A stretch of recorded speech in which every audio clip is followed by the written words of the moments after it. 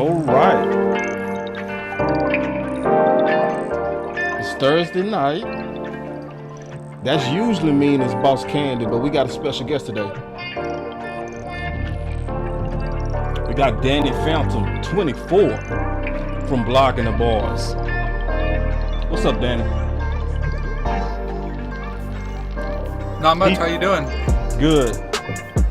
So let me give y'all a little bit background. I've been knowing Danny for a little while, from mostly Facebook groups. And I can tell you firsthand that Mr. Dan Rogers is not afraid of no fight. But I could also say that I've never had a debate with Danny that was classless. So I want y'all to get ready because you're going to enjoy. He's one of the people that represent the Dallas Cowboys with his media credentials, with his voice.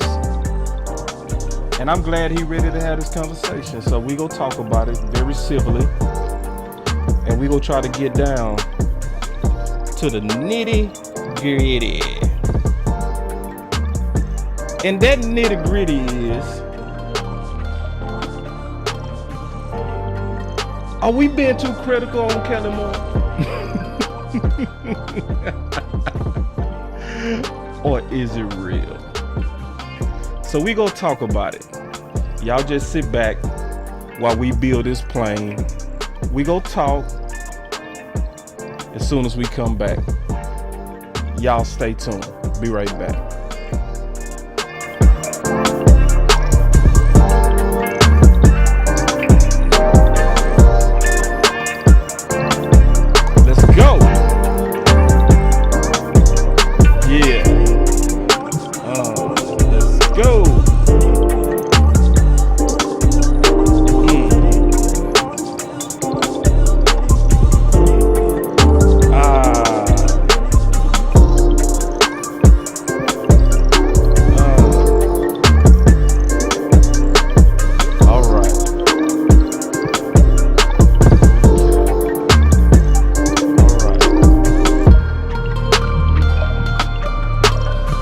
Y'all comments in social media, man, so we might not have that feature, so y'all be patient with me.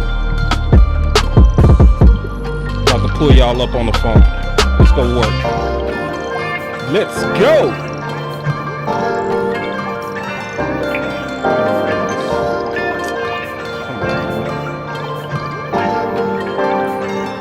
Let's go.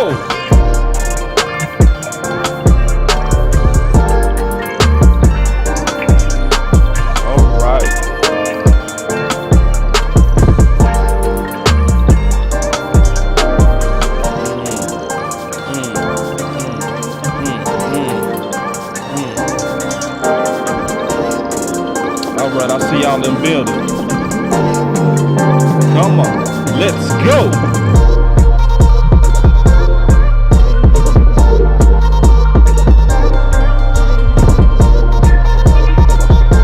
All right, let's go. All right, man, let's get it, man. Come on, start it up. I know what everybody came to see. All right, man. Welcome to Boss Cowboy Sports, where your voice matters. So, let's go, man. So we got Danny Phantom in the building. So, Danny, before we start boxing each other over Kellen Moore, let's first start off real nice and tell them about yourself and where they can find you and what type of work you do. So a lot of fans that follow me can then start following you. You know how it go. Yeah, so you can find me on Twitter at Danny Phantom24.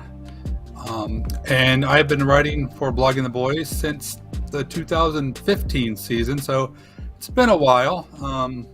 So you can find my writing over there, and then also you can check out, I have a podcast with my fellow longtime Cowboys fan, Rabble Rouser, the Star Seminar, and that hits on Friday. So yeah, any one of those three, you could find me, and I'm always willing to engage and have some nice Cowboy conversations, and which is what brings me here today. So thanks for having me, and I'm excited about this discussion we're going to have. All right, so let's just go ahead and kick it off. So obviously, what kicked this whole thing off is I basically was commenting on Zeke, right? And where I said basically on Twitter that I wanted our OC to have the mentality of Zeke. And I'll show real quick kind of one of the responses that you had, and we can kind of go back and forth on it and just kind of get down to, how we see it and where we differ, and maybe we might see it the same. So you said in reply to my tweet, you said the Cowboys had the top scoring offense in the league last year, and they're actually well, matter of fact, I'm gonna let you talk about it. I ain't gonna read your words. Go ahead, and you here, set me straight to my face. Let's go. Yeah, I remember your comment. Yeah, it was in regarding the Pollard Zeke interview, and that was a great interview, by the way. Yeah, it was. And I think there was a little dig on Kellen, like about he needs to have that type of mentality, and I feel like a lot of Cowboys Nation people are just really down on Kellen I mean, it's too much. I mean, we are all going to be critical of Kellen. We're going to be critical of Quinn, and we're going to be critical of Dak and everybody, because that's what we do. We judge. But Kellen in particular, for some strange reason, gets the brunt of it. And to me, I have a theory, and, we can kind of get into that later as to why Kellen is targeted so much. But I find it odd that he gets so much hate with, what he's done for this team since taking over as the coordinator in 2019. So to me, I don't know. It's like, Quinn gets so much love, deservingly so, but Kellen's being labeled as holding this team back, and I just don't agree with that at all. Right. Now, and I'm glad we're having this discussion, because this is a very important discussion to me. So I'm going to start off with a question that might kind of put us together. So my first question is number one offense, not offense. Let me retype that. I was in a hurry. Sorry. It's all right. I knew what you meant. Yeah, I'm good. How sometimes you read it out loud and you see it, you be like, All right, here we go. Is the number one offense enough to critique Kellen Moore? That's what I want to first start with. Yeah, I am a look past the results person. So when I see the Cowboys just score the most points, I don't think, well, that means that he's just the best. But I do think it does say something. And I think when you look at his resume, I mean, when he took over, remember, he was fast tracked. I remember when he's a backup, and a lot of us, I don't know if you're like me, we're like, why are they keeping him on the team? I mean, we saw him play the final stretch of 2015. Why is he on the team? We really don't need any part of Kellen. But they always talked about how he was in the coach's room, and but anyway, so he gets the gig as the quarterback coach, and then he's fast tracked through, and an offensive coordinator, and right out of the gate in 2019, that was still with Garrett, his first year. I mean, no team in the NFL had gained more yards than the Cowboys, than Kellen Moore's offense. So you got that, and then of course, we know how they were ranked number one in yards and points last year, and then look at them now. They're third, with Prescott missing 5 games, and they're third in points per play. They're third in red zone efficiency. I mean, it's really hard to nitpick statistically. It's really hard to say anything negative about Kellen Moore, because, I mean, he just has the offense is just humming, from a numbers standpoint. So, yeah, does that mean he's the best? No, but does that mean he's holding this team back? I mean, I struggle with that one. Yeah. So, and I'm gonna tell you, and I'm gonna be all the way honest with you, Danny. I used to have that same thought. I'm being all the way honest with you. I had that same thought, and I used to actually stand flat-footed with you when I used to hear people critique Kellen Moore.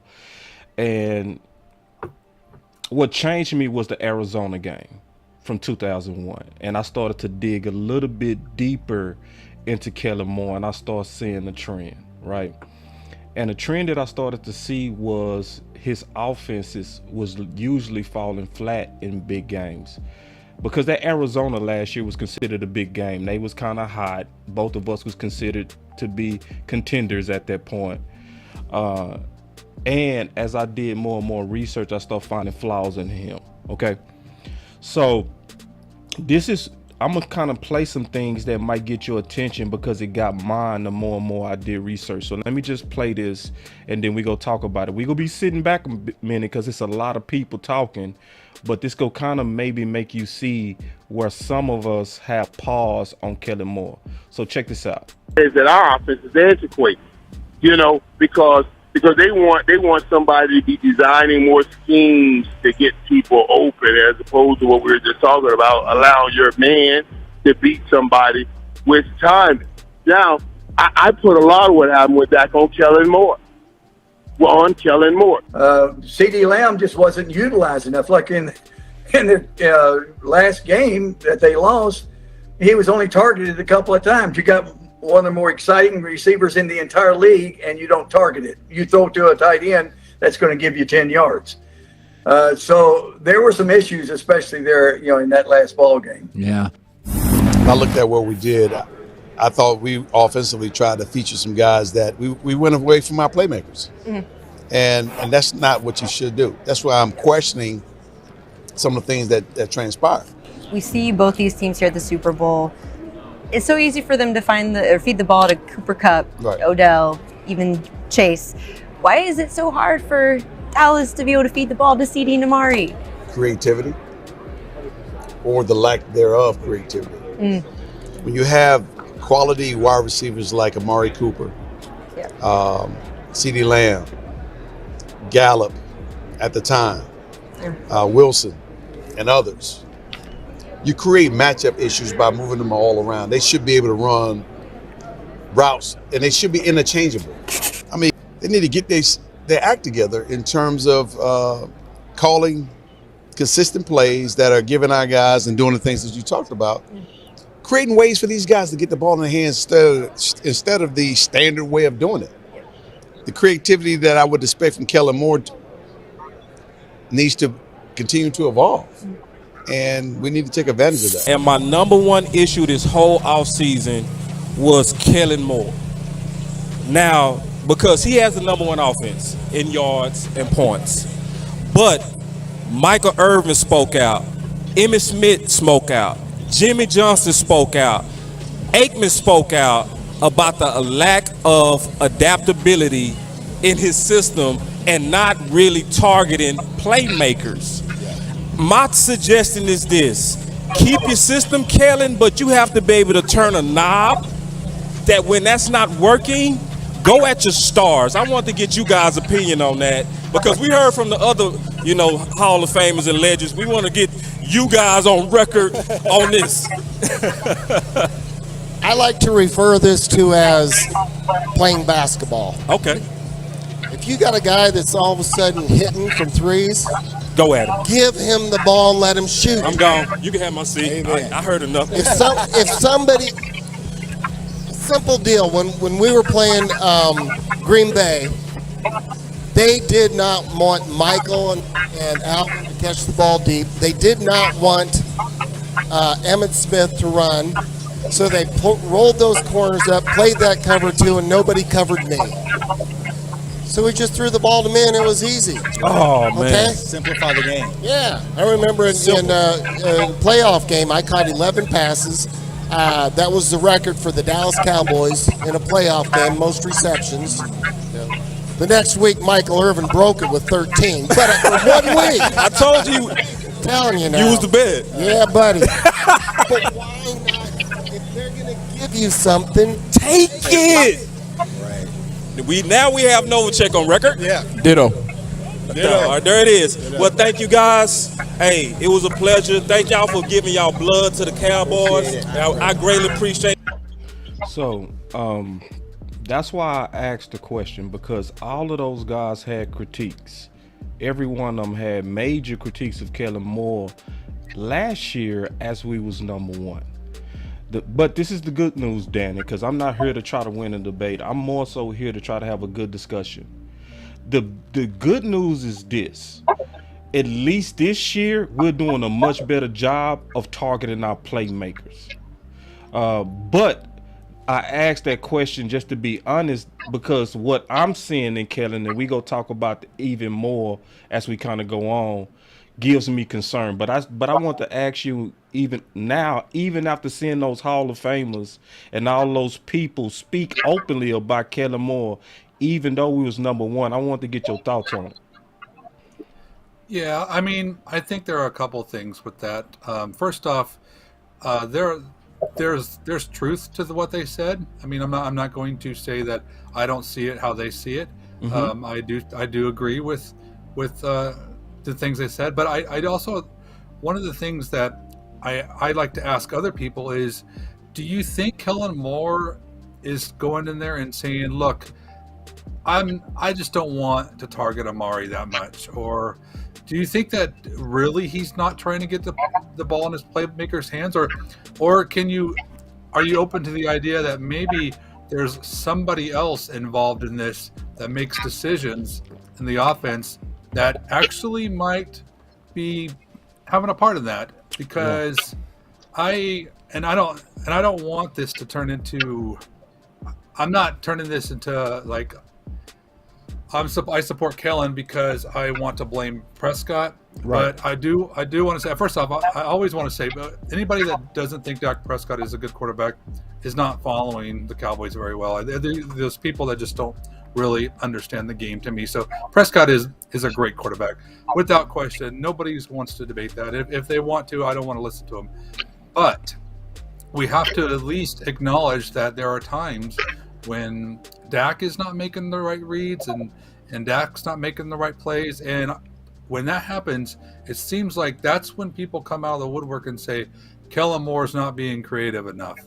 And that's what gets me. And I'll give you this, boss, this is a different conversation a year ago. Kellen Moore is still a raw coach. He doesn't have all this lot of coaching experience. You know, he's brand new to coaching, you know, when he was a quarterback coach in 2018. But he's learning, he's getting better. And now when people are still saying that he's not helping this team be better, that really gets me, because all those things those players were saying now, not true at all right now. This Cowboys team is very, very creative. There are he is beating defenses in a lot of different ways. So to me, I just think Kellen's kind of a scapegoat for the moments that their quarterback doesn't play all that great, and then nobody wants to. People that love Prescott, we should all love Prescott. Some of them are just, they don't want to have him feel some of that hate because of all the undeserving hate he gets. So that's why I think let's just pick on Kellen, and people just run with it, and I just think it's undeserving. O.C., did you have anything on that? Yeah, so first of all, hi Danny, how you doing? Sorry I'm late to the show. I had some business to take care of. Yeah, I mean, you know, here's the deal. I think that Kellen Moore, I think is that he is creative.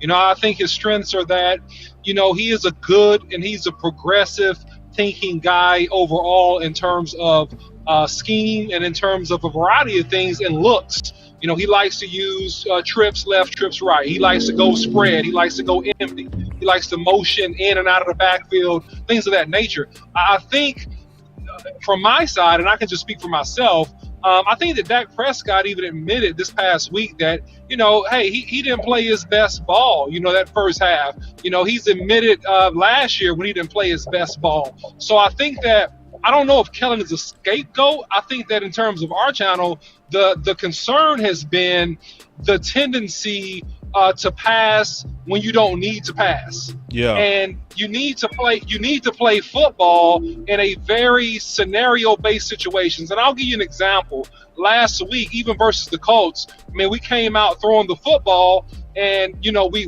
turned the ball over on downs a couple times, and you know, it didn't go well. And historically, when we run the ball, starting off the game, even this year, we've done better. I'll give you another example, and this is just the Colts game last week. You know, it's the third quarter. We're on I believe the 12-yard line, and we come out and spread. And so, and we throw the football, and Dak almost throws a pick. Now, you can say the throw's on Dak. That's true. That part's true.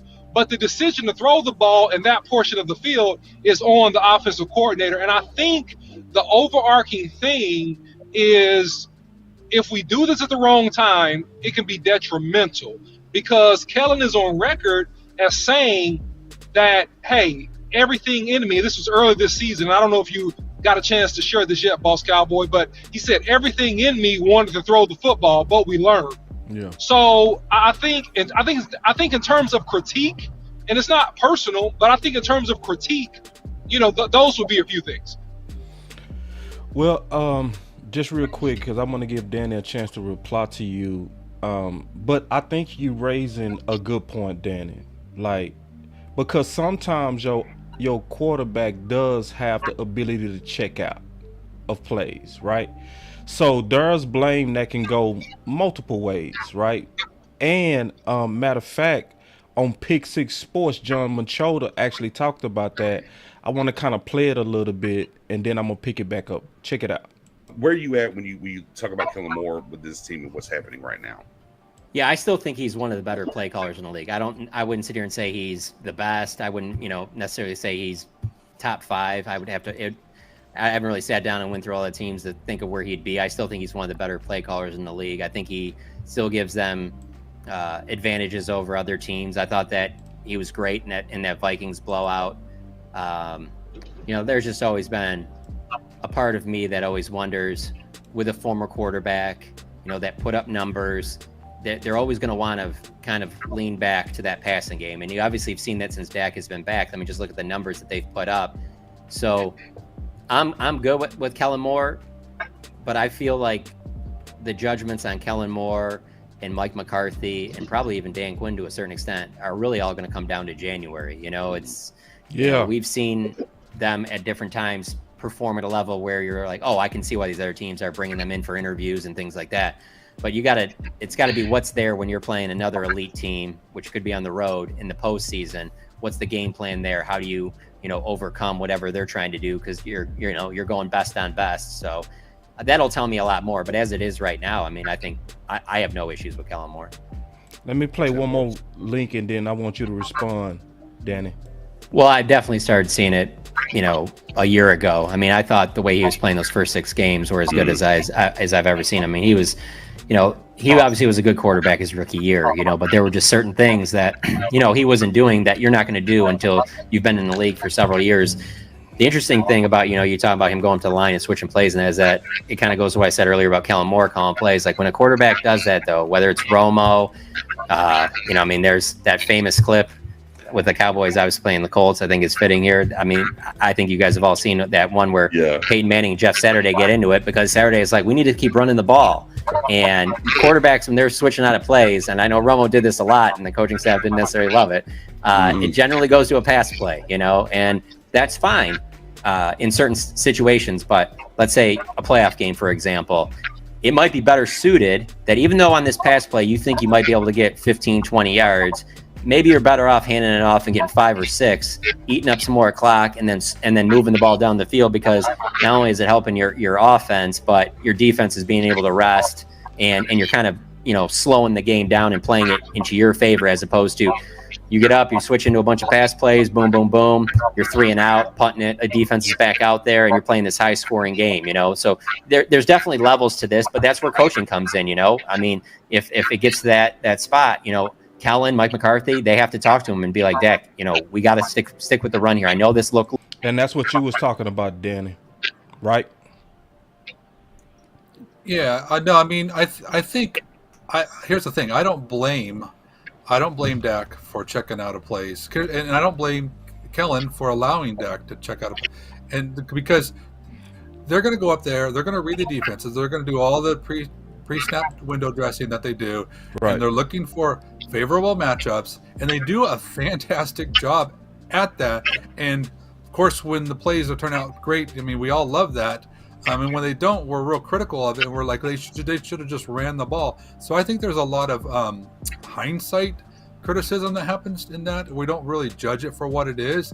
And I think that, I mean, I honestly don't want Dak to have his power stricken from him, and I want him to make those decisions because I really think he's good at it. I just think the players still need to execute, and Dak still needs to make the plays. But I wouldn't change what they're doing. I mean, we got to remember, guys, that the Cowboys only 5 teams run the ball at a higher percentage than the Cowboys. So, I mean, I don't know what more you could want from Kellen as far as I agree with you guys, and I agree with Machota too. Kellen would just love to just throw it all the time.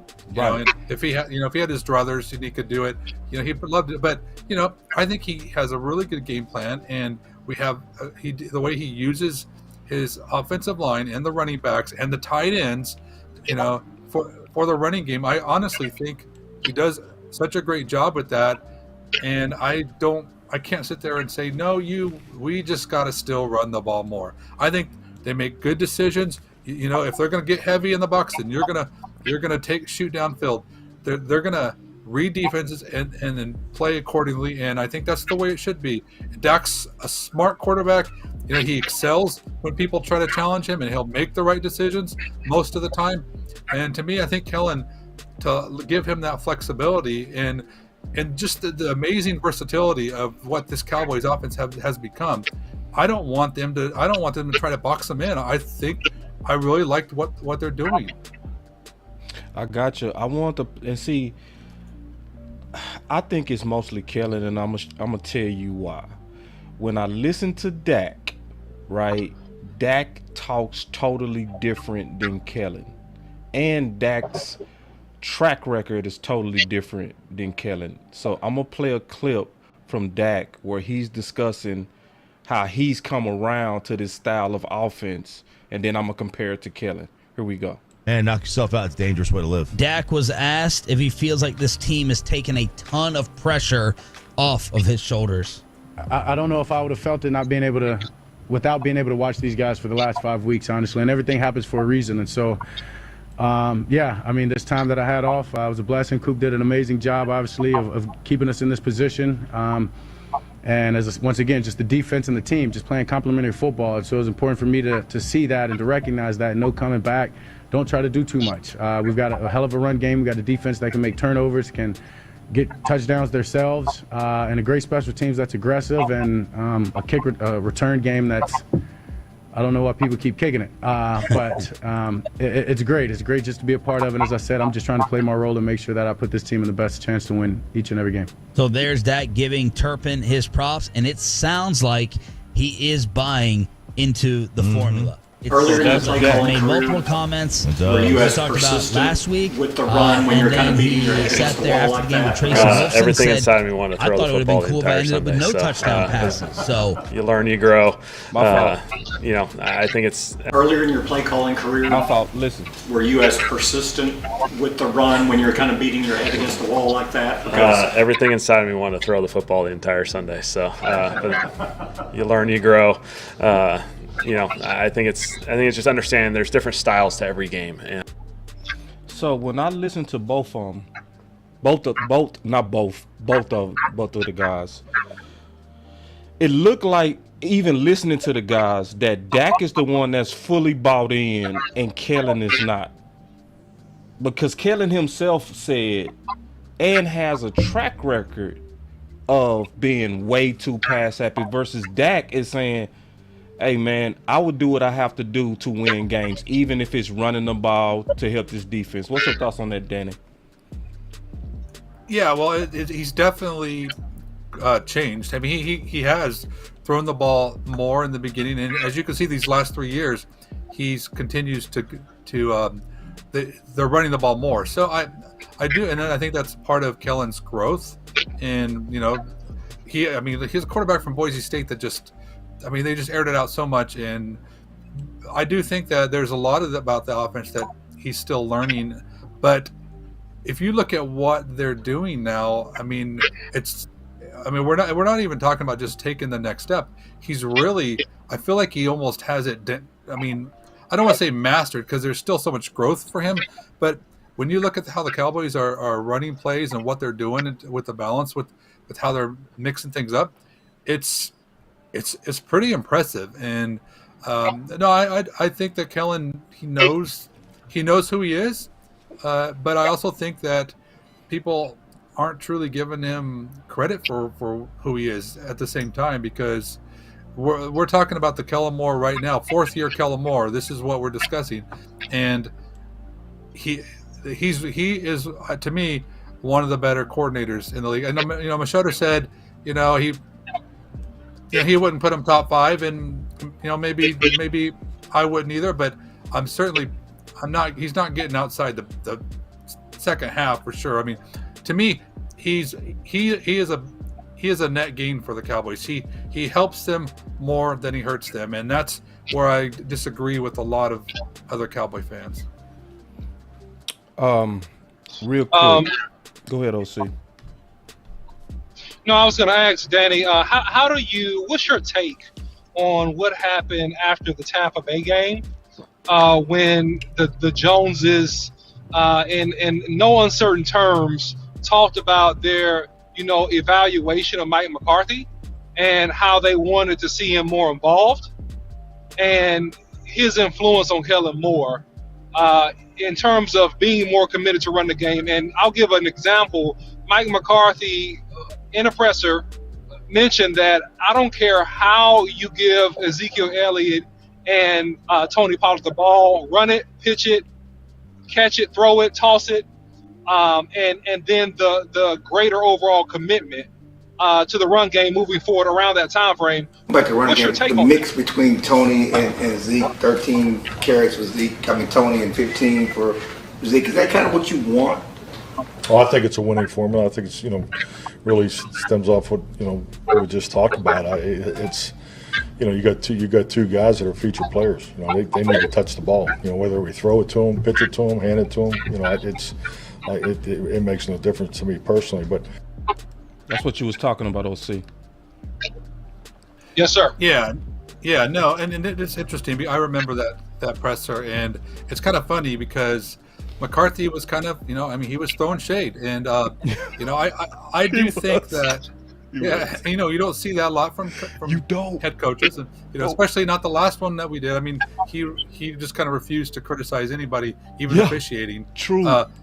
But McCarthy, he was, he made a little statement there, and he did. I honestly, I'm not a big McCarthy guy, but I do think that he's been good for Kellen, and I do think that, he's the head coach. He should be doing this. So I hope that he's doing this. And those guys need to come together and make a decision about what's best for this football team.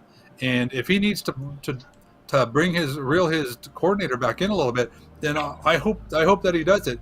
And so I will give McCarthy credit. I think he's done a good job, and I really think that what they're doing together is working really well. So whether that credit goes more towards Mike McCarthy and his influence, then good for him. If whether this is a growth for Kellen, then also good for him. I don't know exactly, but I will say the two together are turning out a pretty good product. And so I do think, and as far as what any of the Joneses, I don't really think much about what they say in the media, and so they always have an opinion about things. But I think that when the Cowboys are not doing the things that they should be doing, as they weren't coming out of the game, then it's on the head coach to try to fix it. And I'm glad that the Cowboys are actually making those adjustments. And again, like I said, these last few games after the Green Bay game, it's really hard to criticize their approach and what they're doing. There's individual plays you can criticize, but overall I really think that they got their minds right now. So I'm very happy with that. So Danny, I want to ask you a question.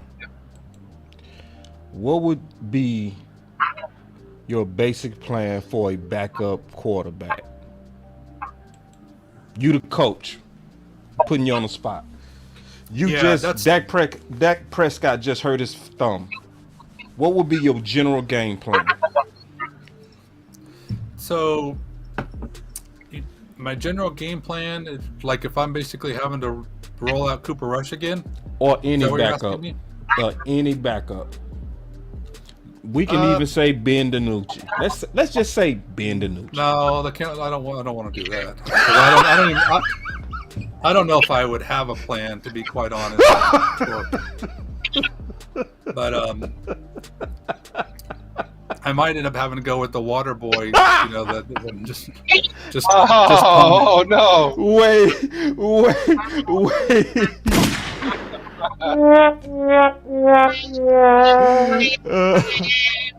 But that is a tough question, and I mean, I think so. Obviously, we're a different team with Dak than we are with Cooper, and yep.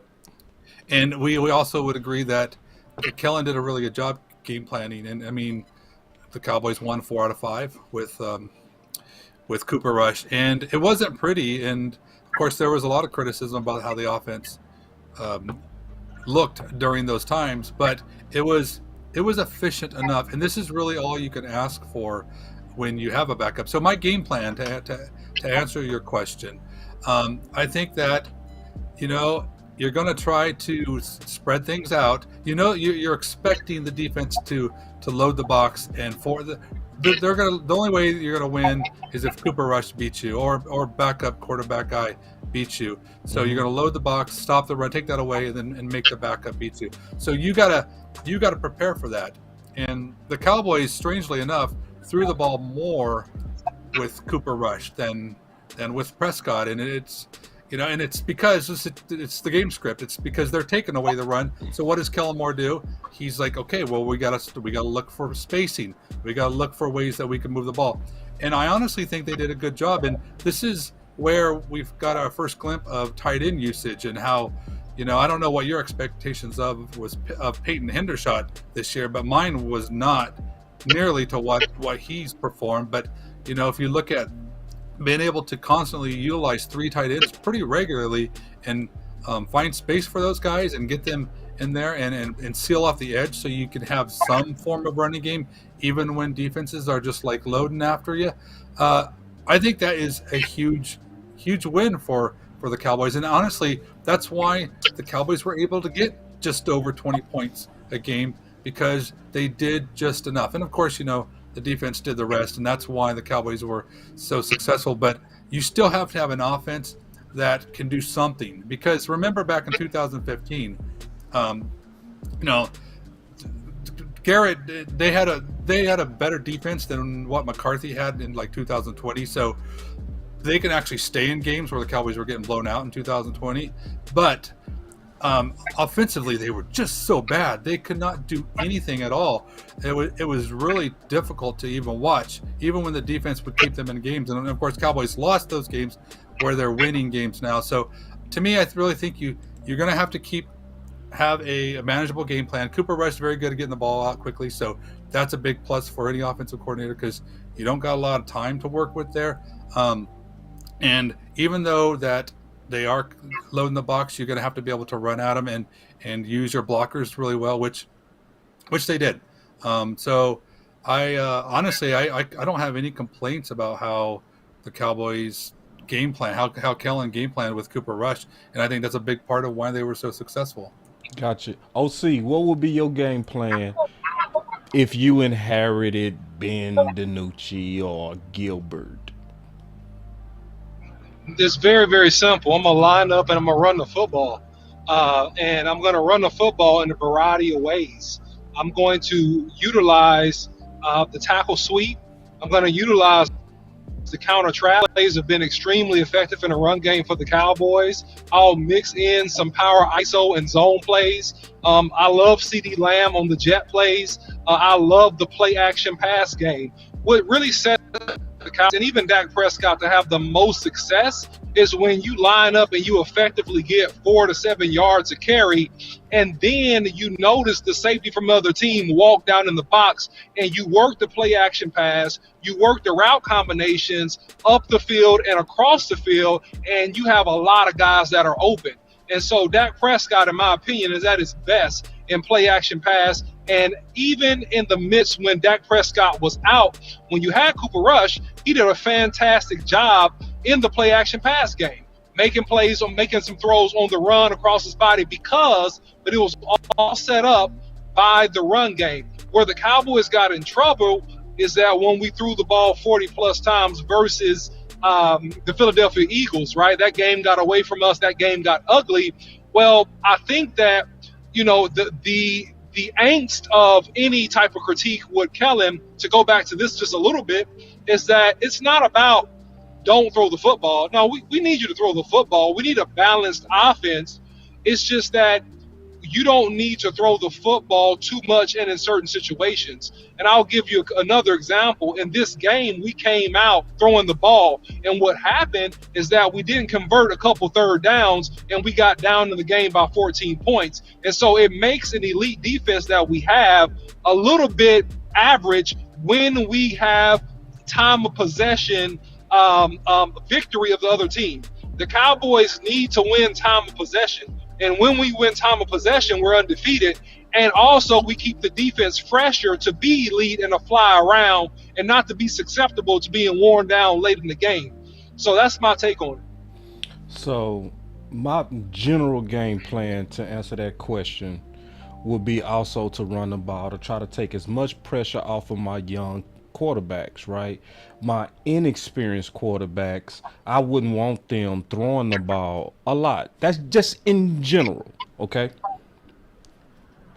And this is the problem that I have with Kellen Moore.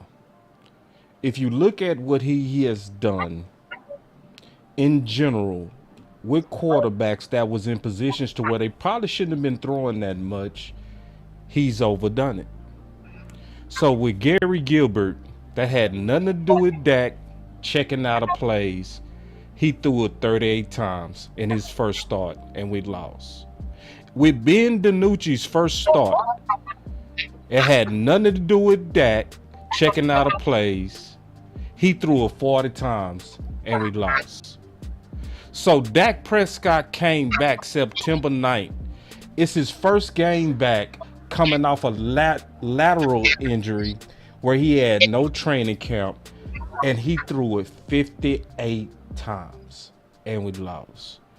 Cooper Rush, the only game that he actually lost was the game in which, and the only game where the game plan was to come out throwing, and he threw it 38 times, and we lost.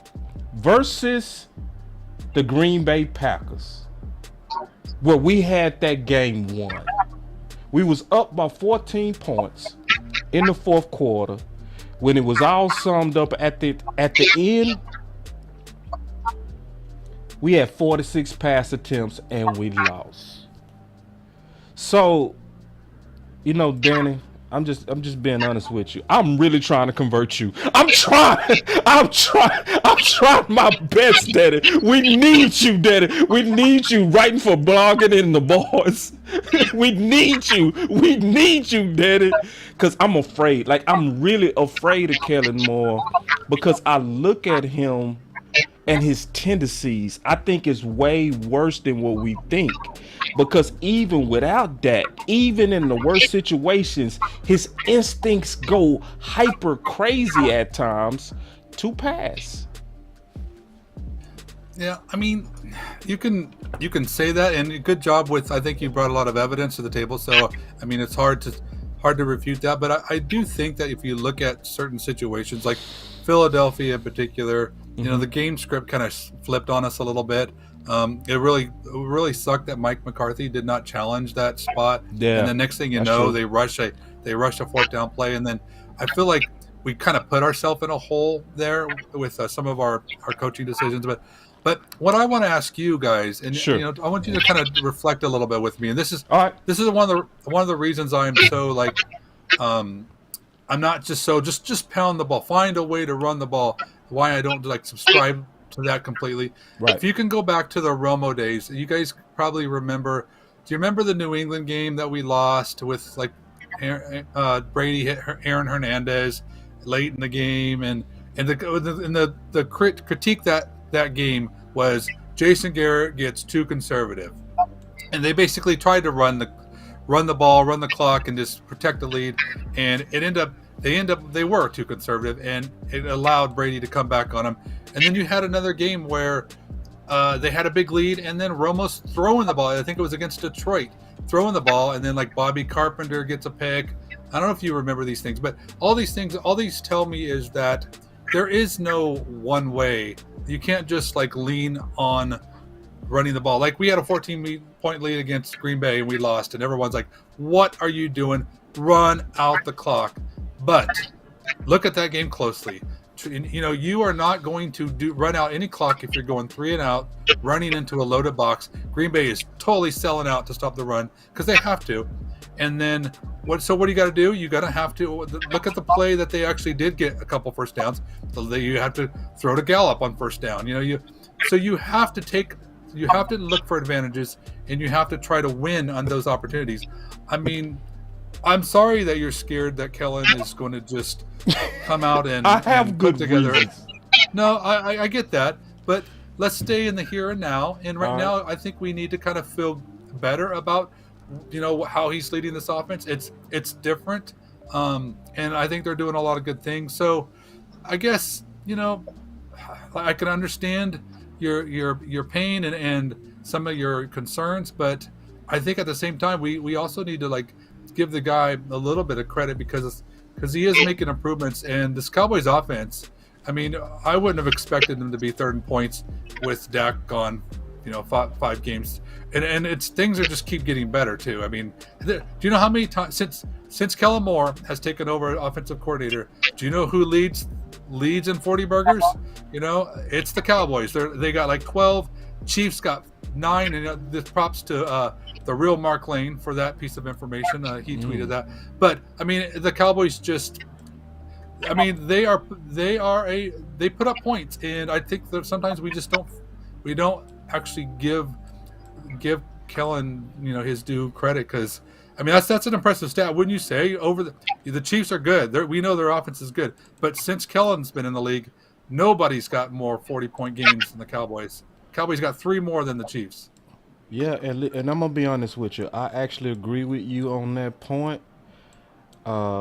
Except one thing, I think the real credit belongs to Dak. Because if you take Dak out of the equation, Kellen Moore is not good. He's not a 40-burger offense guy. He's not even close, and it don't matter who the backup is. So this is from this year, where when Dak wasn't the quarterback, we was ranked 23rd in points. When Dak was not the quarterback, we was ranked 27th.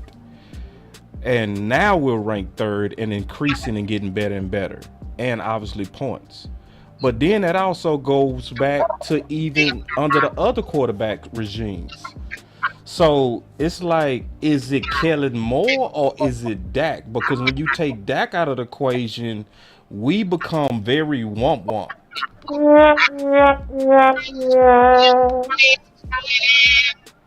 You mean they're 4 and womp-womp. I mean, I wouldn't say that they're not, but you're absolutely right. Dak, I mean, the Cowboys are miles better with Prescott than Cooper Rush, without question. And Dak is absolutely the reason. But I want to throw this back at you, boss. Sure. Look at this here. The Cowboys are doing all this good. The Cowboys are doing all this good, but Dak himself, I mean, he's having one of his worst seasons in terms of yards per game. You have to go back to the bus driver year of 2017 to find him having fewer yards per game, and he has he has his interception rate is like almost twice is what it's been these last few seasons. So while Dak is fantastic, and there's no doubt that he's the reason why the Cowboys offense skyrockets, you also have to remember it's the threat of Prescott and what's happening around him and what Kellen Moore is doing that should deserve some of this credit too, because Prescott himself is not tearing it up. I mean, he has some good games and he has some womp games. So I mean, I think that's, would you say that's fair? I mean, we can't just give all the credit to Mr. Prescott. No, I'm not giving it all to Mr. Prescott. I'm actually giving it all to Mr. Mike McCarthy. That's who I'm giving it to, because I feel like Mike McCarthy's the anybody but Kellen. Yeah, because it's all right, and it's because of evidence. It's not because I'm in my emotions, right? So if I listen to Mike McCarthy's own words, right? Let me go to it. This is what Mike McCarthy said regarding what he spends his time on. Where you are with Zeke and his recovery and expectations for today, and beyond that, you've gotten 300-yard rushing games out of Tony this year, but you obviously feel like you're at your best with both those guys. What is it that you really lose or need when you don't have Zeke? No, I definitely agree with your point. First off, I mean, Zeke had a really good day yesterday. To go back to last week, I thought he practiced well, but it was the recovery of the day after and things like that. So that's why he didn't play. But anxious to see how much he does today. So he looks good. But yeah, definitely. I mean, the 1-2 punch, or whatever how you want to phrase it. I mean, and I say this all the time, I just cannot make the point strong enough. I mean, you can line up and call plays and not worry about who's in the game, and you have your full menu, and they're two of your best players on offense. I mean, these guys need to touch the ball. I mean, that's one of the things I focus on during the game. Make sure these guys get touches. What you focus on, Mike? Let me make sure I heard you. Players on offense. I mean, these guys need to touch the ball. I mean, that's one of the things I focus on during the game. Make sure these guys get touches. So Mike McCarthy talked about that the thing that he focused on during the game is making sure they get touches, which is meaning he's directly involved in making sure that we have the offensive style that we do now. So that's why I'm giving him credit. And then there's a lot of people that also recognize that it's mostly, and I'm just being honest, that it's mostly Mike McCarthy. This came from Lombardi. Check this out. Mike, what is your assessment so far of the Cowboys? I know they get Dak Prescott back last week for that game. When you sat down and watched that game, where did you feel like the Cowboys need to go offensively? Is it, and I know you have so much love for these young offensive coordinators in the league. Those are like your favorite game managing guys there are, I mean, all they care about is yards, and they're in their basement in Des Moines playing Madden. I mean, but I give McCarthy a ton of credit. I've said this on my show, The Lombardi Line on Reason. I say it all the time. They're managing the game like they've never had before, right? I think they basically have told Kellen Moore, we're going to run. We need to run the ball. I think they basically have told Kellen Moore. I think they basically have told Kellen Moore that they've never had before, right? I think they basically have told Kellen Moore, we're going to run. We need to run the ball. We need to use our two best players and utilize that. I thought Dak was rusty, and I thought that sometimes their protection wasn't great. So when I add it up, I really do think that is Mike McCarthy for a lot of reasons. Because we see a long history of Kellen Moore being pass happy with backup quarterbacks. That's number one. Number two, out his own mouth, he said that it takes everything within him not to pass the ball all day. And then number three, everybody that's in the know, including Mike McCarthy himself, said that he spends the majority of his time making sure that we're committed to making sure Zeke and Pollard get their touches. So when he's saying it, Mike McCarthy saying it, and everybody around them saying it, I think I have a good suspicion. I don't think it's just made out the air. One thing I will say is, Mike McCarthy. McCarthy is just talk right now, because I'll tell you one thing, and this is one of the reasons I don't care much for him, is because I saw his demise in Green Bay. Okay. You know who was last in rushing attempts his final year with Green Bay? It was the Packers. They were 32nd in rushing attempts, and the year before that, also terrible, bottom three. Same for the year. So Mike McCarthy, and he had like Aaron Jones, and he had other people too. They've had like two good backs, for a while now, as they cycle through. But so to me, we can say it's Mike McCarthy. Maybe it is Mike McCarthy, boss. Honestly, I'm not inside that. I don't know. But right. I'm not going to just assume it is, because why wasn't he doing that in Green Bay? He basically cost himself a job by not running the ball and putting too much on Aaron Rodgers and trying to just win with Aaron Rodgers. I mean, because he's not following his own advice then, because his last 3 years in Green Bay, it was like they were completely allergic to running the ball. So I don't know. I mean, do I think that he's helped Kellen Moore? Sure. But I don't think he deserves all the credit. I think that Kellen has a large part of that as well. Okay. Go ahead, O.C. thing I'll say about that, Danny, is that these are two completely different teams, and none of his backs his last 2 or 3 years at Green Bay were on the level of an Ezekiel Elliott or a Pollard. So I think the circumstances are different. Where I agree with you is this. I think that, you are right in the sense that Kellen Moore is making strides in terms of maybe seeing the value of being more balanced, but I think everything that I'm hearing and seeing in the media and around the team really does, if I'm honest, allude to a little bit more management. And as I stated earlier, this really took place after that Tampa Bay loss. And when Dak Prescott got hurt and how we got beat by the Bucs, well, we had to change up the game plan and the script.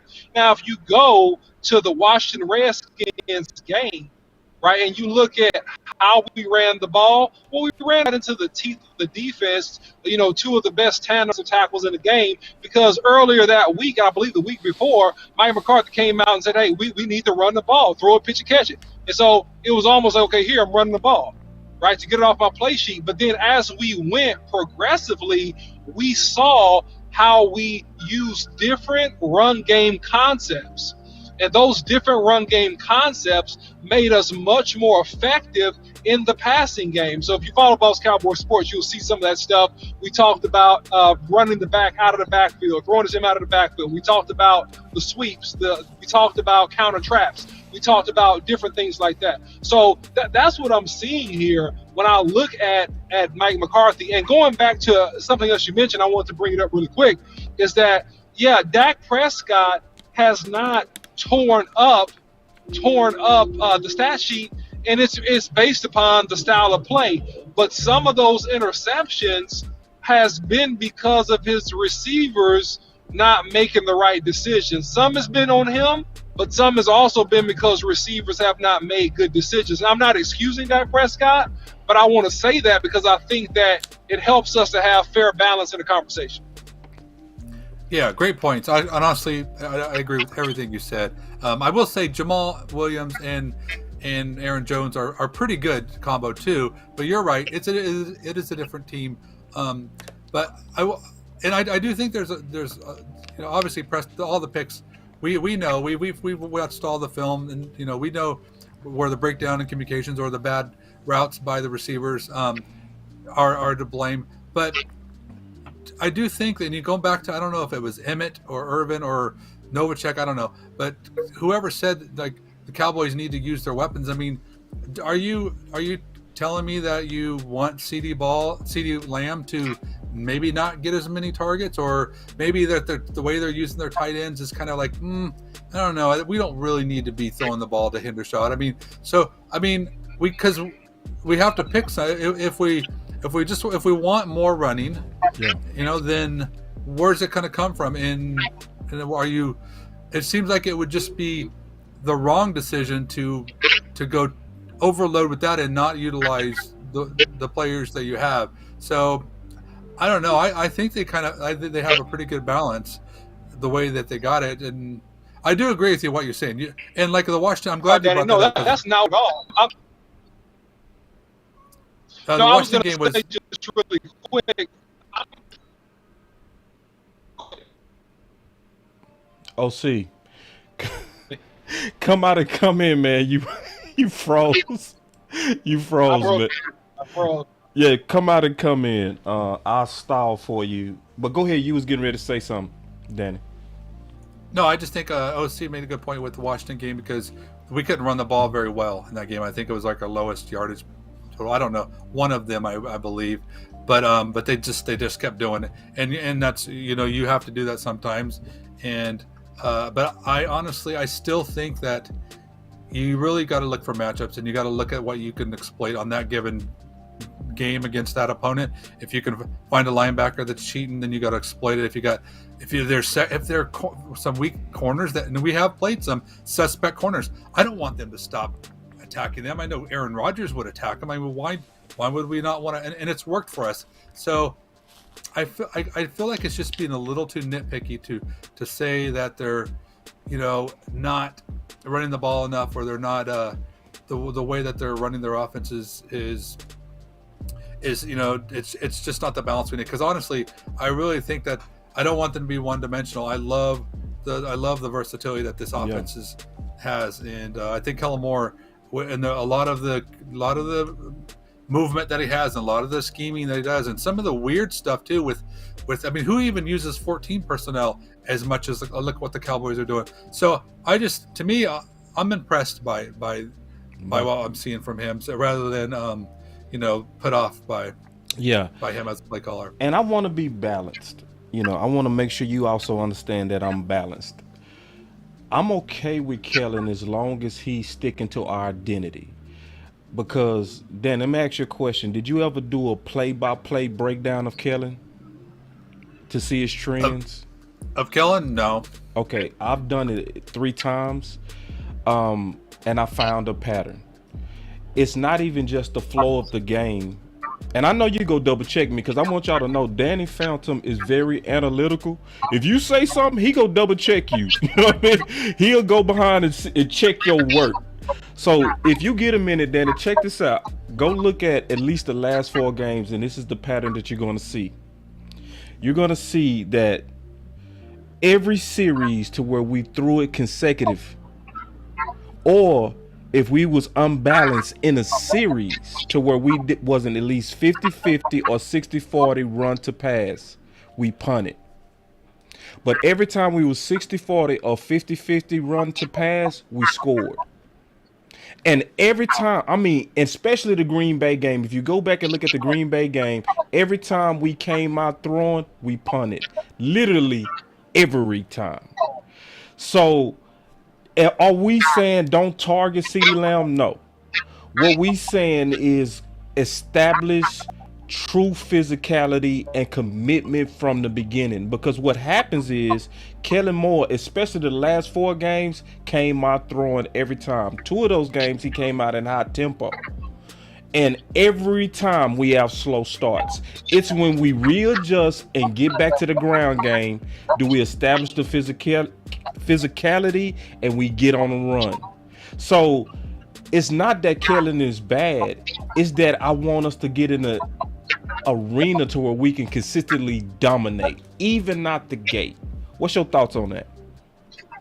Well, first off, I mean, you've done the legwork, so I don't have anything to refute with that. And if that's an observation that you have, then that's telling. But I still am of the belief that, you're going to look at it and you're going to try to exploit matchups, and you're going to. I don't think. It would be great to have an identity. I don't think this isn't the '90s Cowboys team where we have the Great Wall and we can impose our will and we can run. This is a different. Why not, Danny? Why not? It's not. I mean, I would love to it's say not them, but it's good. I would love to say that our line is that good, but it's not. I mean, I'm not saying, but we're good. We're good, but it's different. We can't just rely on just the players to just out muscle. We're not because we're not there.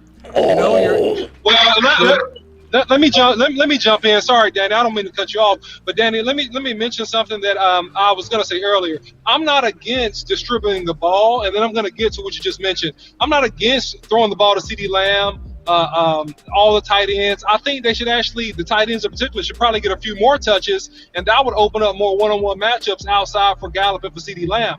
I'm of that opinion.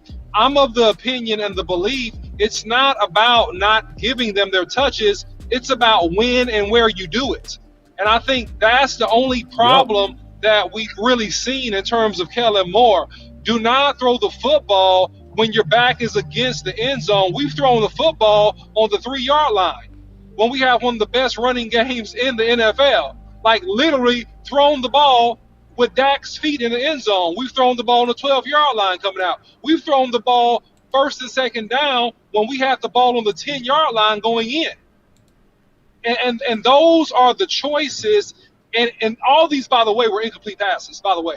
So those are the choices and the things that we challenge to say, be conscientious of the when and the how you throw the football. Now, in terms of us lining up and opposing our will, I see it a little bit differently because I see us as being extremely effective in doing so.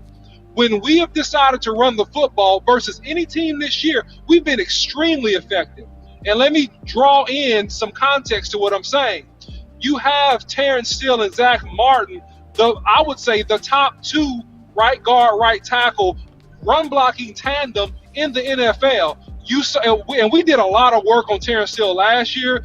You saw last year that 80% of the runs at a certain point in the season, 80% of the runs were to the right, behind Terrence Steele.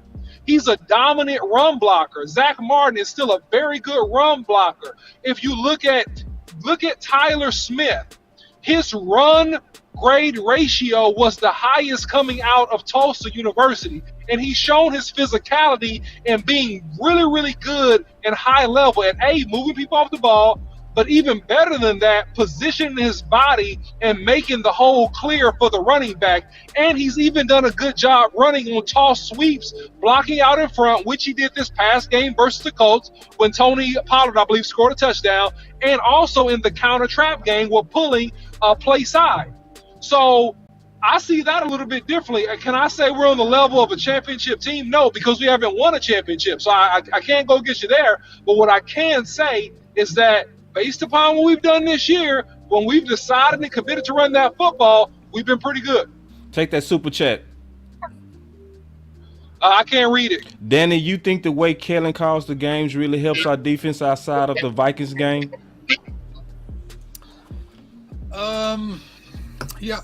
I think scoring points helps our defense. I think sustaining drives helps our defense. You know, we don't want to be 3 and out in it. And right. I think that also too, if you have an offense that is threatening and you know it's going to put up points, I think the defense they game plan differently for you, and I think it changes the way allows what allows our defense to do. Plus, and the biggest bonus of all, if you are a team that is scoring points and there's a threat of scoring points, you're going to put opposing quarterbacks in vulnerable situations, and they're going to have to take shots down the field. And guess what happens when that happens? You're going to lead the league in sacks.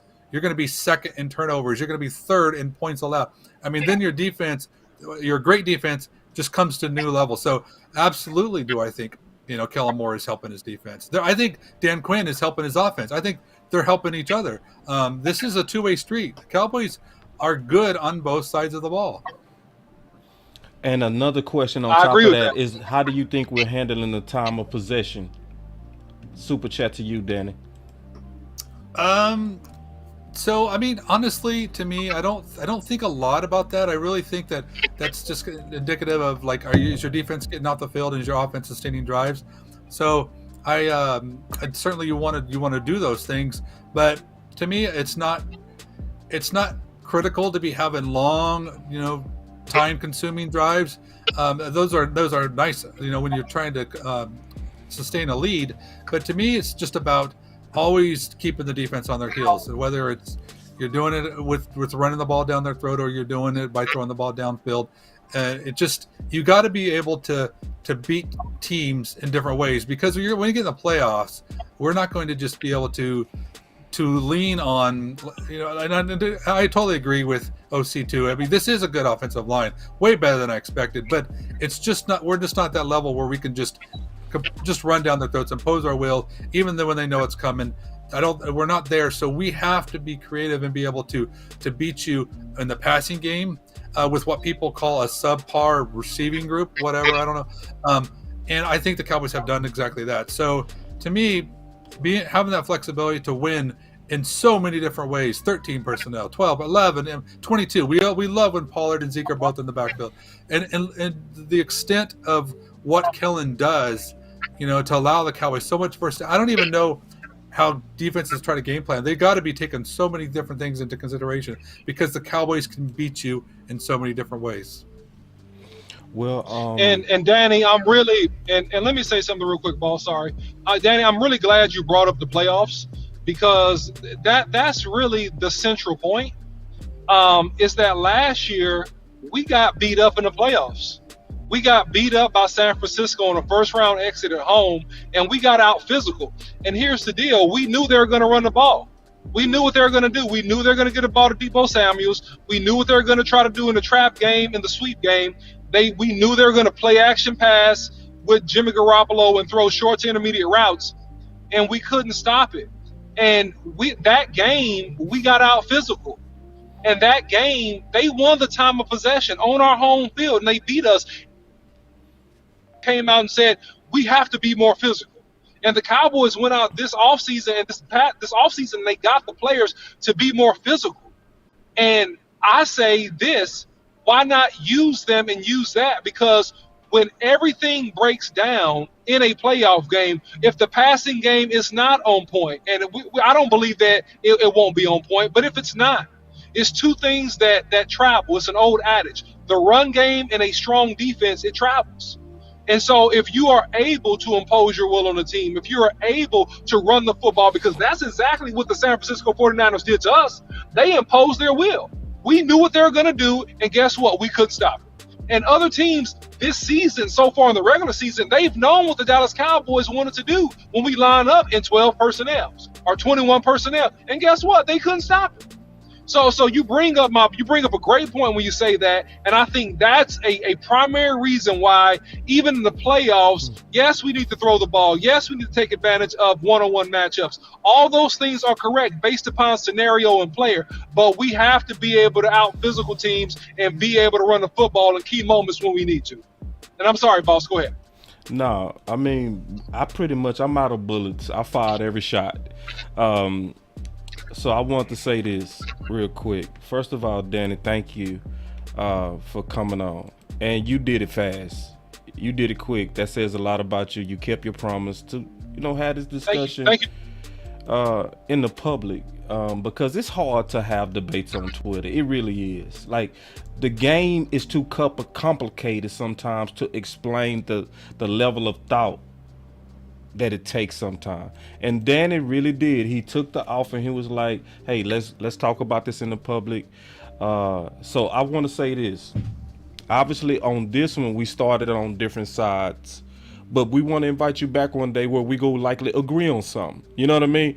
So to where we can just kind of talk football where we're on the same page versus where we're on different pages. But let me ask you a question. Did I any way move you at least over to maybe the possibility of some of our paranoid tendencies towards Kellen Moore? Yeah, no, you did. And here's the thing: is you have to have an open mind and be willing to learn if you're going to grow as a person. And absolutely, you guys make great points. And I mean, I do have a different level of respect for some of the apprehensions that people have. But at the same time too, I do feel like we're just a little too critical. But I want to say that, thanks for having me on, and I really appreciate being able to have a really level-headed discussion. And I didn't know what to expect. And there's a lot of people, and as you said, especially on Twitter, that they come at you with a lot of feels and they bring emotion into it.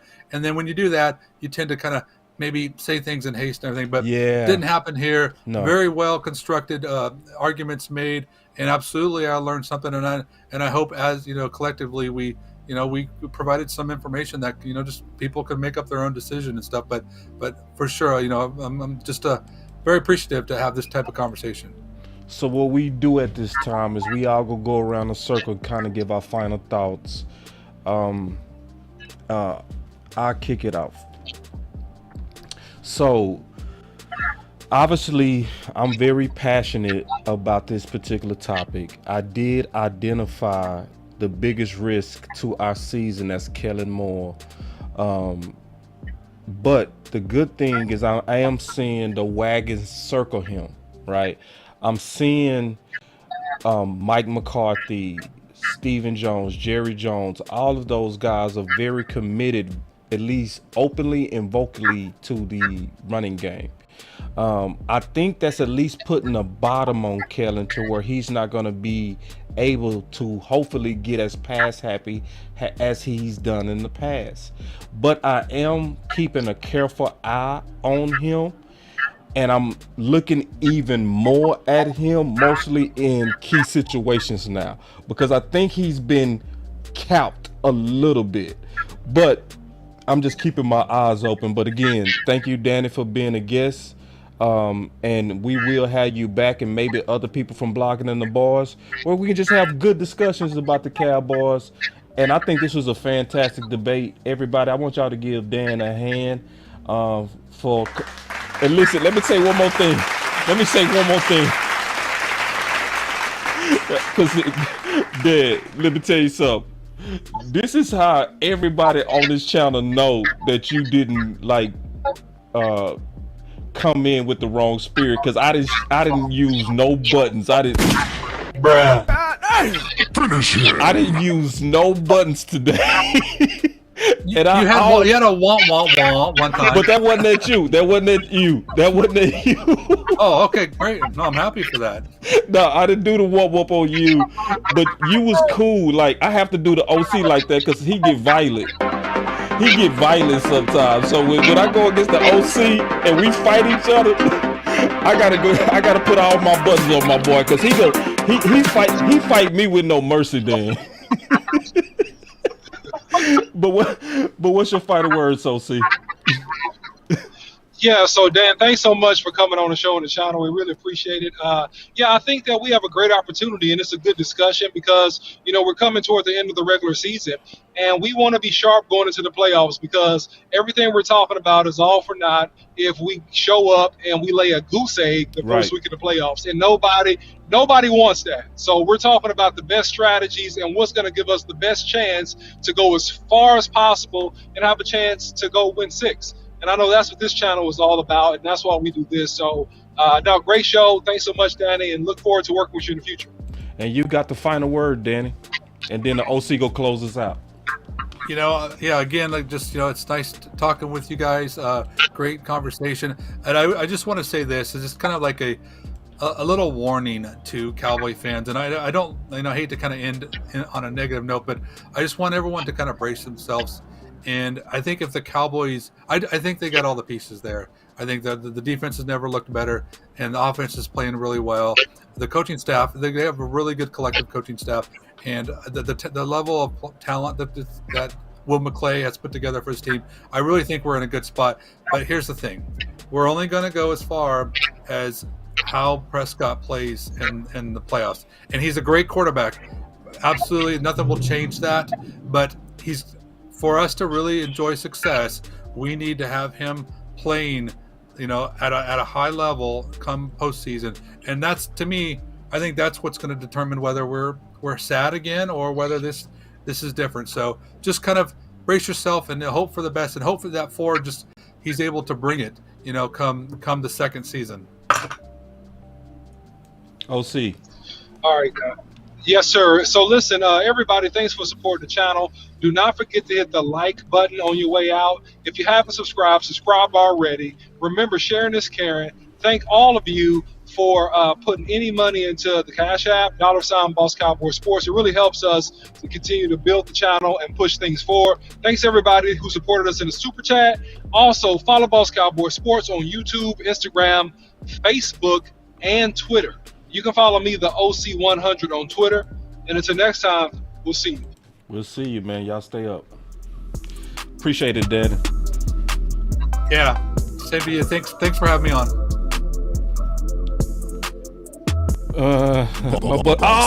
Wait. Go, hold on. With your voice. OC, you gone? Oh, I'm sorry, y'all. I'm sorry, my boy Elp. Elp wanted to get in here, man. I just saw that late, Elp. Man, we done already cut the show, dog. Boss Cowboy Sports.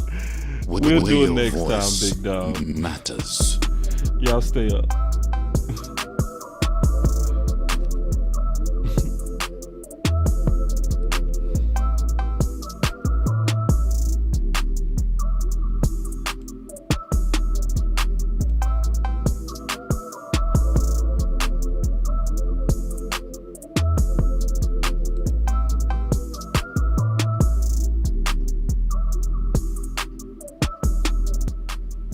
Boss Cowboy Sports. Hold on, Red. Y'all want me to come back live? I'll come back. All right, hold on, man. Listen, y'all.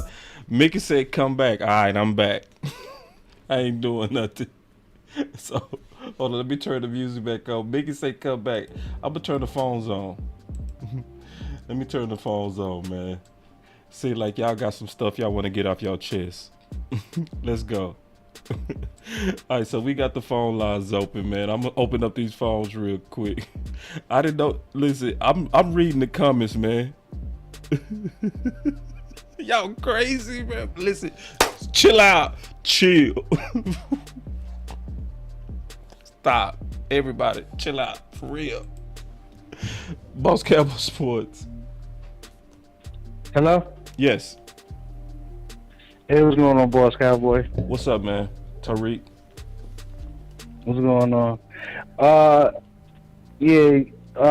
thing is, I didn't catch the whole show. I came in like toward the end. Mm-hmm. My thing is like this, man. That man got to go back and look at some of this film on Kellen Moore. Kellen Moore gets too pass happy at the wrong damn time. That Green Bay game, I don't know what the hell he was thinking. We was up 2 scores. Even if you gave up 1 score and you get the ball back and you up that 1 score, you hold the ball.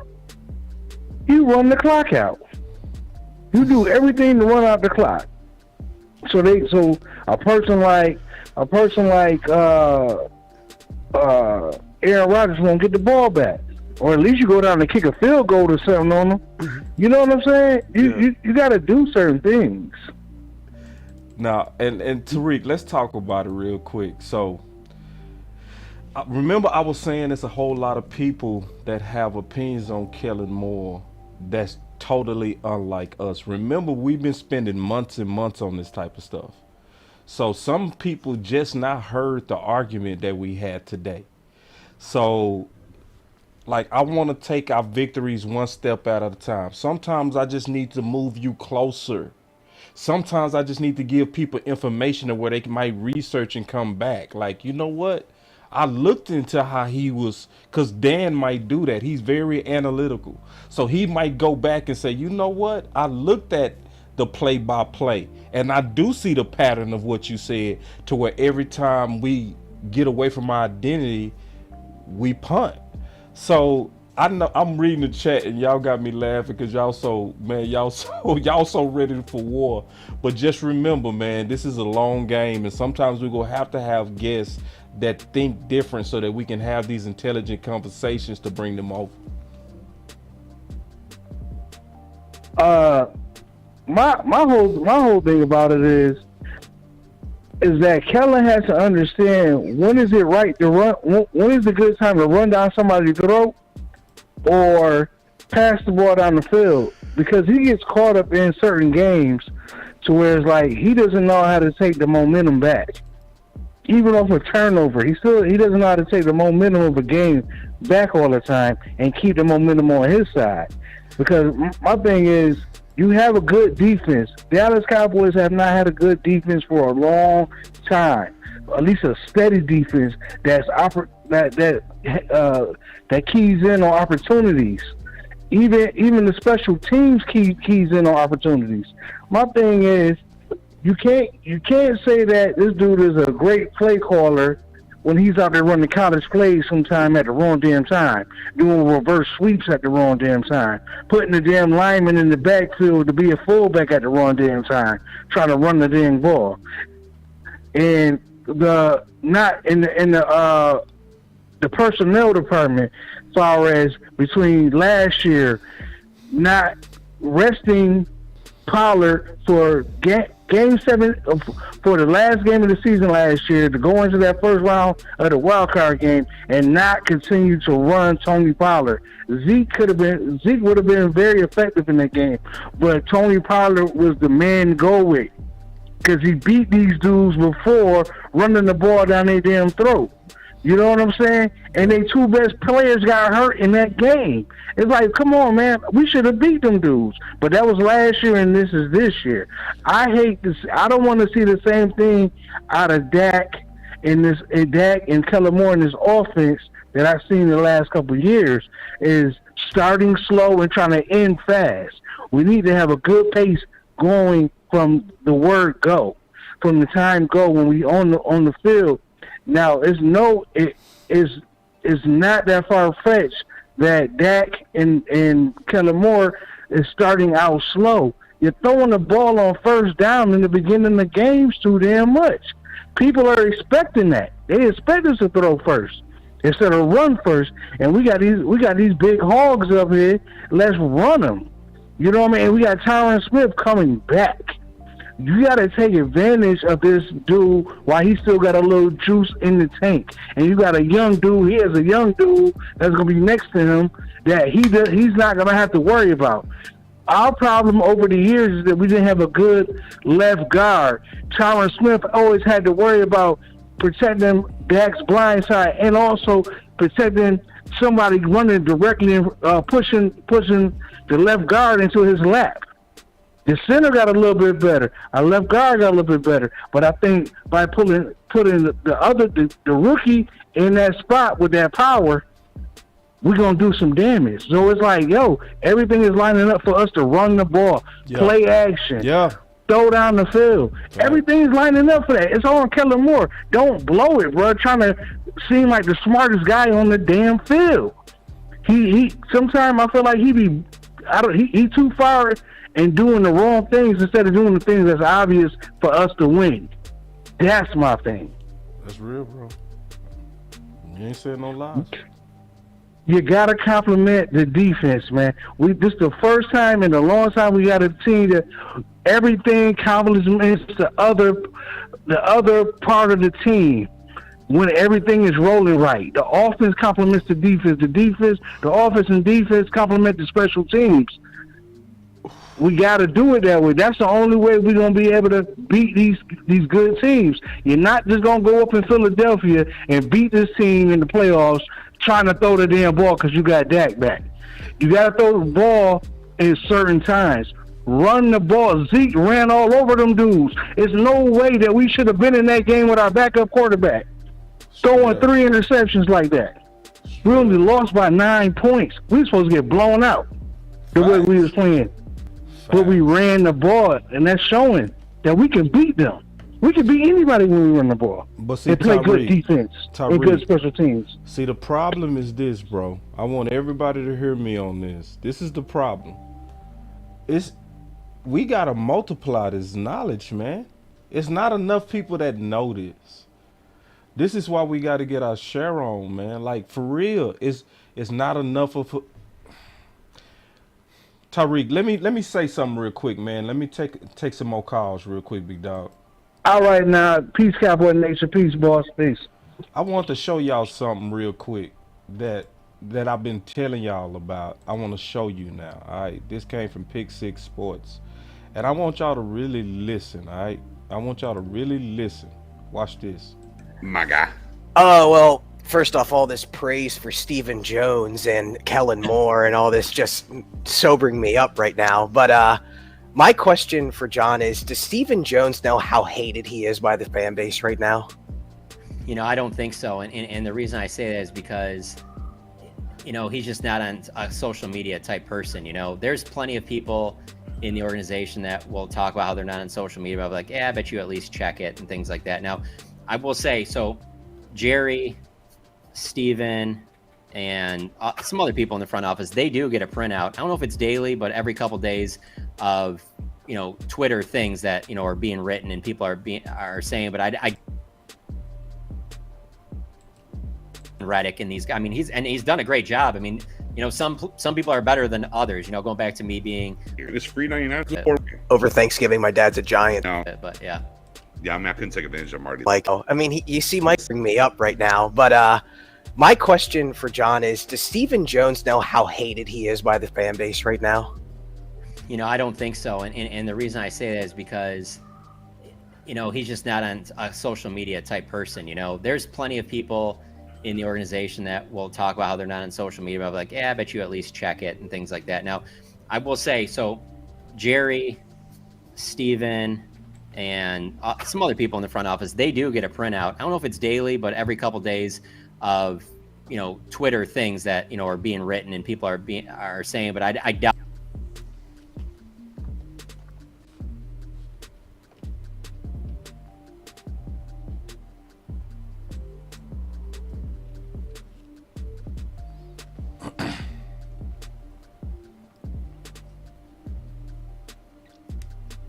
So John Machota just told everybody that they not social media people. They not checking Twitters to see what everyday people, but they looking at reports of what the trends are saying.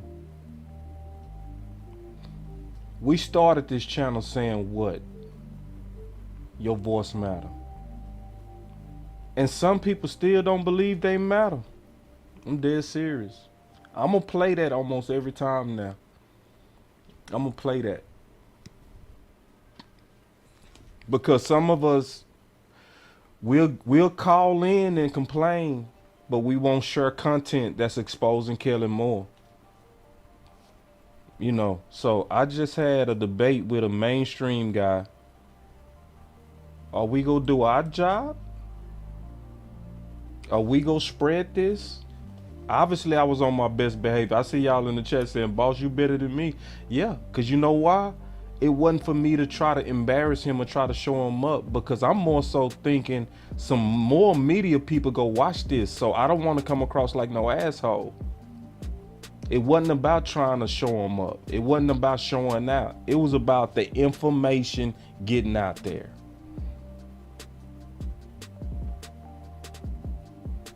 So I really want us to get this in our soul. I really want us to get this in our soul as a movement. Because Boss Cowboy go keep growing. It's gonna keep growing. I'm gonna be like Law. I'm gonna be somebody that's gonna be that's gonna get up to 100,000 subs. To where when we talking about it on this channel, it's gonna ripple through the nation, but we gotta build habits that actually move the needle and get people to pay attention. I'm serious about this. I'm very serious about this. That's why I wasn't trying to. Bruh. Finish him. I didn't hit none of them buttons on him because because if I can have him as an ally, as somebody I can talk to over time, maybe the only thing I might have done today is just built respect. Maybe he walked out like, you know what? I thought he was finna just talk some BS, and I walked out like, shit, the boss in the OC really did some research. That's step one. Then I'm gonna talk to him again, then again, and then again. Maybe by conversation 5, we might be saying the same thing. We all gotta be strategic about how we move. And I'm being real. You know what I'm saying? boy, y'all, I'm still reading y'all comments. Boy, y'all, man, I can't do it with y'all. I'm gonna take one more call. Boss Cowboy Sports. What up, bro? What's up, Amp, bro? You and Mickey the reason why I went back live, bro. And ain't nobody gave me no major super chats, man. Y'all wrong for that. You know what I'm saying? I just jumped right back in the show because I was reading y'all say, "Come back, boss." So I'm back. Ain't nobody even gave me $1, bro. I messed up. What's up, bro? What's up? Man, bro, first and foremost, dog, I have to give you your flowers. I have to give you your flowers. You asked me, you started after we went live on Sunday. You said, "Hey, I got this interview coming up. You know, I'm going to be leaning on y'all for a little advice." Bro, you could not have methodically laid that out as good as you did. And I'm going to be long-winded with this because it needs to be said. I'm going to just warn you now. Go ahead. All of your evidence was absolutely, without a shadow of a doubt, unrefutable. It is very clear that Danny was not prepared for the type of debate that you gave him. Danny came with the impression that you were going to give him a pissing contest, and you didn't, because you were very tactful in what you did, bro. Oh, my God. It threw him off. He was reeling. He was stuttering. He didn't even know how to respond to you a lot of times, and he just really leaned on stuff that he's probably said before. But you just said something a minute ago before I called in what really made me hit that line. It was important that you came into this. I told you this today, that you come into this sober-minded. Yeah. Because if you had came too hard, too strong, you couldn't have the same debate temperature that you do on Tuesdays with the final word. Nah. He wouldn't have been receptive to it. Right. But the way that you put it out there today, the way you laid it out, it wasn't nothing personal, as he said, in your feels. And it was concrete evidence, and it was factually based. Even though he might have walked away from here today, and he might have given you a lot of pushback in his defense, boss, you have said this before.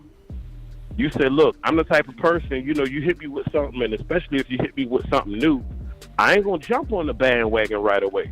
But what I will do is I will go back and do my homework, and it's very possible, because guess what? As strong as Danny was pushing today, imagine if we had Danny on our side. Yeah, that's what I'm saying, bro. We need Danny, Imagine bro. if we had Danny on our side, banging the table, talking about run the damn ball, and he starts arguing with the rest of his blogging with the boys, homeboys, and telling him, nah, man, this guy Boss told me and OC told me what his tendencies were, and I went back and I did a little bit of studying, and I found it to be true. And when we did the things that he suggested that Kellen do, the times he did it and it worked, versus the times it didn't work, I'm a believer. Guess what? Now you got somebody else on fire for the movement, somebody who's a little bit closer to Jerry and Steven, who read the tweets, as we've heard. They don't read them per se, but they read the reports. And guess what? Now your message is hitting home just a little bit better. That was the importance of today. That's why I say shout out to you and OC. Man, OC killed this man riding in the whip, bro. In the whip. He wasn't sitting down in no laptop, no computer. He did that because guess what? He was able to do it like that because he studied to show himself approved. Hold on real quick. Hold on. Look at this one. Somebody say, flowers for you, boss. We love you, bro. And I'm a white man saved by grace. Bruh. Appreciate you. Man, look. And I think somebody else said it. It might have been Blackwell or somebody or D.A. Lee.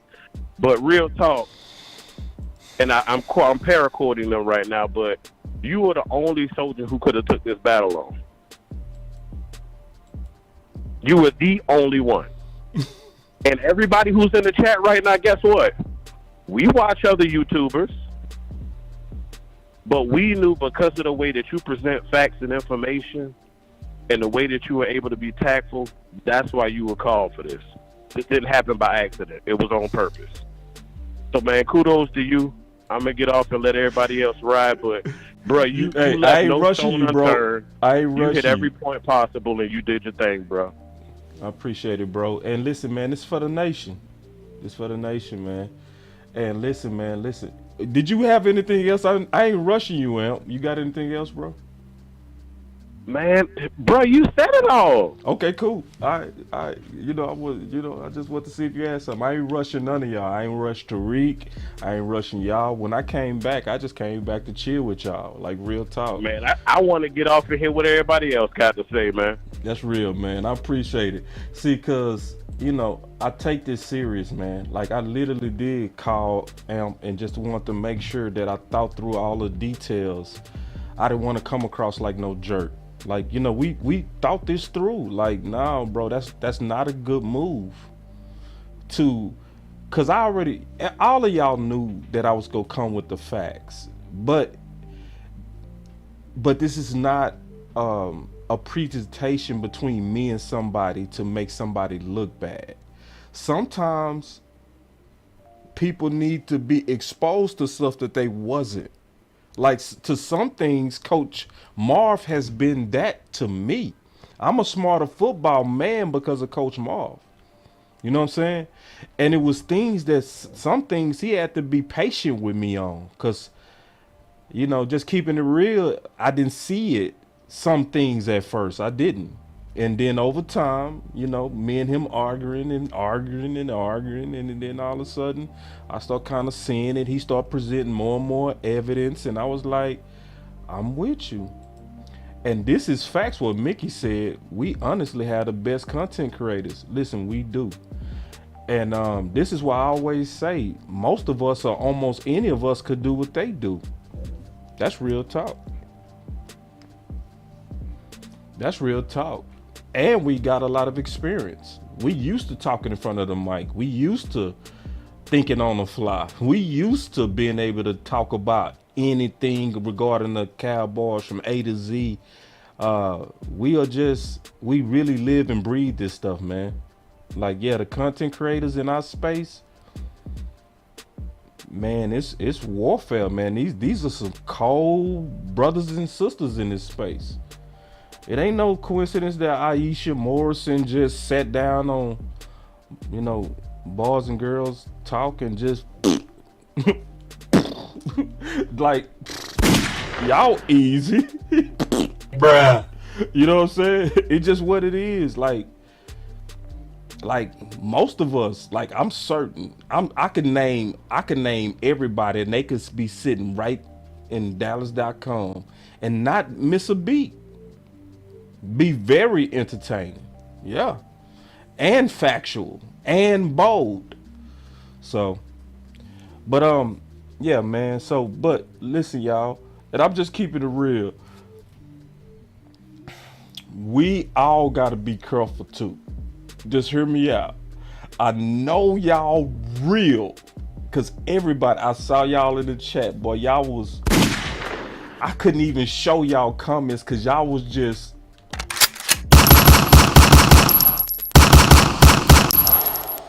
Just remember, be patient with some people. And I mean that. It's going to take some people time to catch up what we've been talking about on this channel for months. Just keep in mind how many shows I've done on Kellen Moore.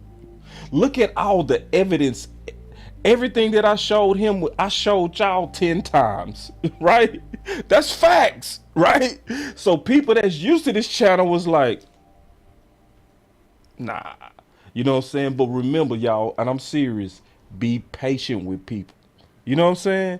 Really, truly be patient. Because when I bring on guests, as much research as we all do, we go shock most people. They gonna be like, damn, you went deep. And it's gonna be like, yeah, bro, this is what we do. This is the community.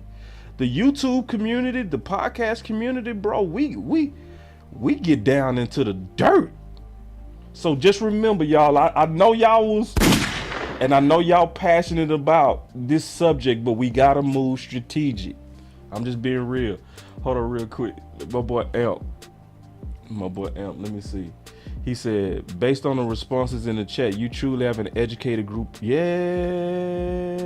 bro. Boy, yeah, boy. He said, yeah. And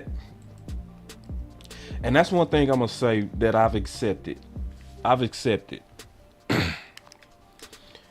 The way that we present on Boss Cowboy Sports, it's not made for the average Cowboy fan. The average Cowboy fan want pom-pom content. They just want, we're going to the Super Bowl. Hey, if we add Odell Beckham, we're going to be unstoppable. You know, they want that. And if I gave that, I would grow exponentially.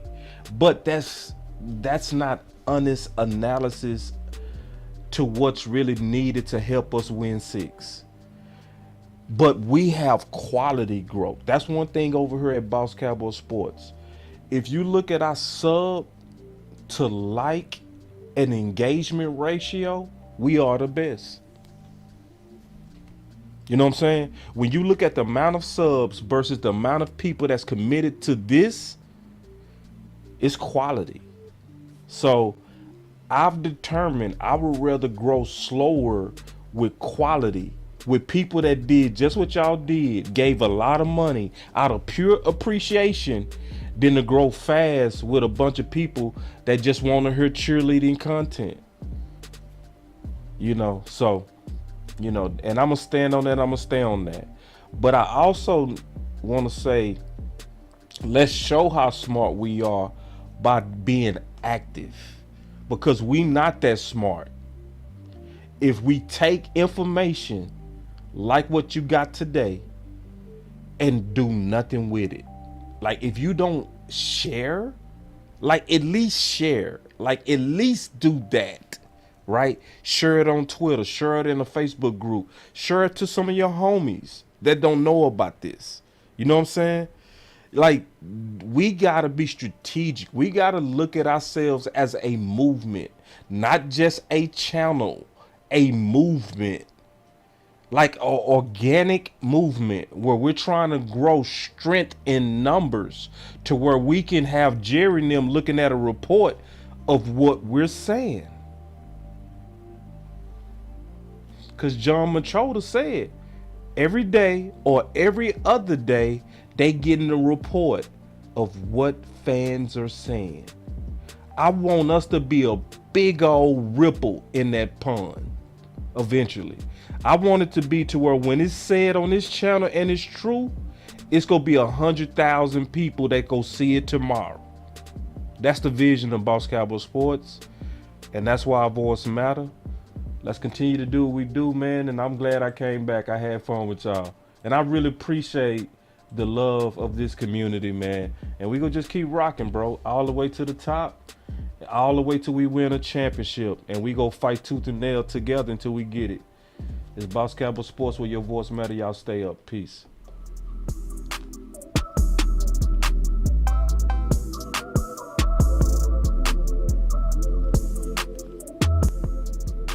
Boss Cowboy Sports, where your voice matters.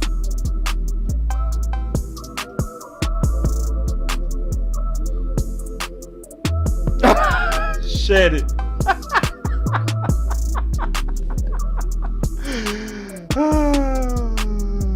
I already know shed it, bro. I do too, God dog. Man. Right. Let's keep fighting, y'all. Let's keep fighting. Boss Cowboy Sports. We too close to quit, man. We too close. You never know who go hear us, man. Let's get to work. Shout out, real talk.